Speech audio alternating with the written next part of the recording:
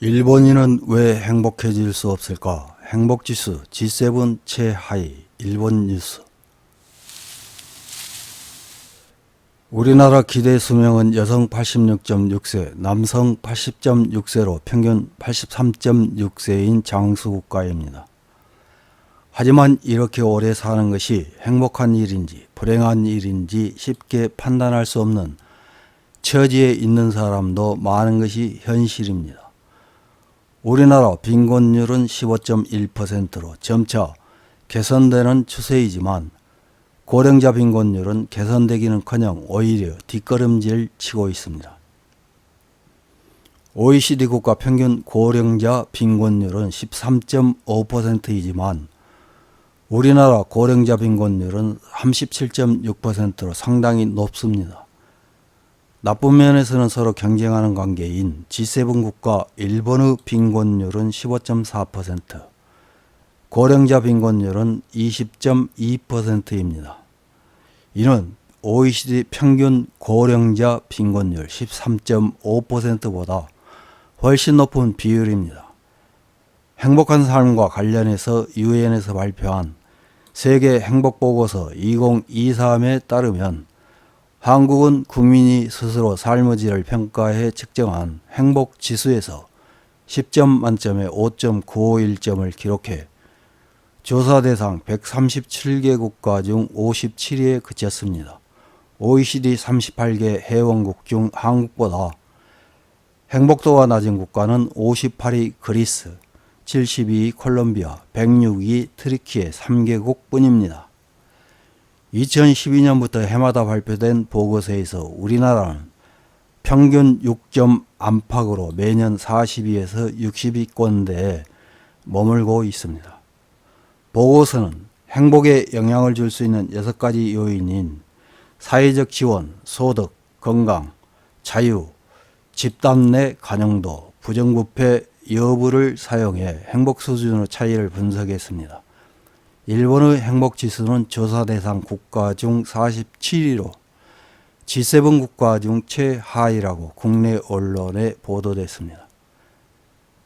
한일 양국이 행복지수뿐만 아니라 고령자 빈부격차, 남녀평등 문제 등 국제적 비교 조사에서 왜 이렇게 낮은 순위 경쟁을 하는지는 여러분도 어느 정도 짐작하실 것입니다. 일본 언론에서는 행복지수가 낮은 원인으로 저성장 시대에 있어 생활의 풍요로움을 느낄 수 없고 사회보장으로 대표되는 사회적 지원 침체, 관료와 정치인의 부패 등을 꼽고 있습니다. 일본 매체에 실린 행복지수와 관련된 기사 하나를 확인해 보겠습니다. 7월 15일 겐다이 비즈니스라는 매체에서 보도한 일본인은 왜 행복해질 수 없을까? 일본의 행복도는 G7 중 최하위라는 의외의 현실이라는 제목의 기사입니다. 유엔은 매년 각국 사람들의 행복도를 수치화해 발표하고 있다. 사람들에게 지금의 행복도를 0에서 10까지의 숫자로 평가받아 그 평균치를 나타내고 있다. 일본은 조사 대상 국가 중 58위로 중간 순위보다는 높은 행복도이지만 그리 높지는 않다. 행복도가 높은 국가는 핀란드, 덴마크, 노르웨이 등 북유럽 국가들이다. 이들 국가는 복지국가로 유명하며 복지제도와 사회보장제도의 충실함이 사람들에게 안심감을 주고 있어 그것을 높이 평가하고 있다고 생각할 수 있다. 중요한 것은 북유럽 국가들에 대해서는 복지의 충실함은 국민에게 다액의 세금과 사회보험료 부담을 강요하지만 국민은 그 보상이 크다면서 정부를 신뢰하고 있다. 다른 5가지 지표에서도 높은 평가로 간주해도 좋다. 일본 이외 G7 국가들은 캐나다 9위에서 이탈리아 36위까지 높은 행복도에 있으므로 선진국의 경제적 풍요와 자유도가 높다는 것을 이해할 수 있다. 국가에 따라 6개 지표의 공헌도는 다르다고 생각된다. 예를 들어 영국과 미국은 자유도에 대한 평가가 미미하지만 높고 독일, 프랑스, 이탈리아 등은 북유럽만큼은 아니지만 사회적 지원이나 비부패도의 평가가 높다. 일본에서 관심이 높은 국가인 한국, 러시아, 중국 등의 행복도는 거의 일본인과 같은 수준이다. 그 이유도 일본과 같다고 판단할 수 있으므로 언급하지 않는다. 일본이 선진국 반열이므로 다른 선진국과 비교해 행복도가 낮은 이유를 확인해 보자. OECD가 회원국을 조사해 더 나은 삶 지수를 공표했고 그 중에서 5개국을 거론했다. 이에 따르면 일본이 낮은 순위를 나타내는 항목이 무엇인지 일목요연하다. 그들은 주택환경 빈곤, 소득이 높지 않은 점, 커뮤니티 활동의 침체, 환경문제 대책 미비, 정치에 대한 시민 무관심, 삶의 불만족, 일과 라이프 밸런스의 불충분 등으로 대표된다. 일본인이 행복을 느끼게 해줄 수 있는 힌트가 여기서 여실히 드러난다.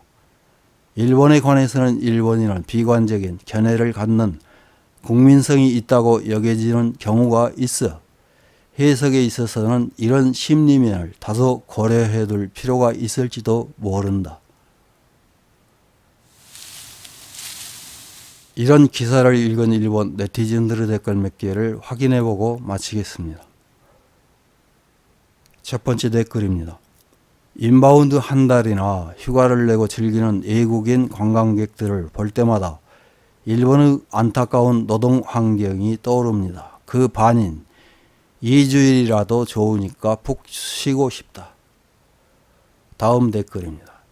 일본인에게 부족한 것은 시간과 돈입니다. 하루 24시간 중 일 이외의 시간이 얼마나 남아있는지 벌어들인 금액 중 스스로 자유롭게 사용할 수 있는 금액이 얼마나 있는지 조사한 것을 외국과 비교해 보면 행복도로 직결될 것입니다. 다음 댓글입니다. 일본인은 왜 행복해질 수 없을까? 이런 네거티브하고 자극적인 기사가 많기 때문입니다. 국제적인 앙케이트에서도 모두 일본인은 겸손한 답변에 집중합니다. 편리하게 나쁜 부분을 들어서 비교하지만 비교를 그만두면 행복해질 수 있습니다. 다음 댓글입니다. 일본인은 자신의 의견을 말하지 않습니다. 자신의 생각을 엎드려서 주위에 맞춘다는 경우가 다른 나라에 비해 많다고 생각합니다. 그래서 스트레스가 쌓여 행복하다고는 할 수 없습니다. 좀 더 자신의 의견을 분명히 말하는 편이 상쾌할 것이라고 생각하며 그것이 행복도로 이어진다고 생각합니다. 다음 댓글입니다. 스스로 행복해지려는 노력을 하지 않고 정치 탓, 사회 탓만 하는 녀석뿐이니 행복할 리가 없다. 이런 세태국에도 힘껏 노력하고 경제적으로도 성공하며 즐겁고 풍요롭게 살고 있는 사람은 많이 있다. 다음 댓글입니다. 애초에 선진국이 아닌 이런 가난한 나라가 왜 선진국이야? 세금만 넣고 사회보장이 취약해 아이도 키울 수 없는 가난한 나라가 왜 선진국이야? 이상입니다.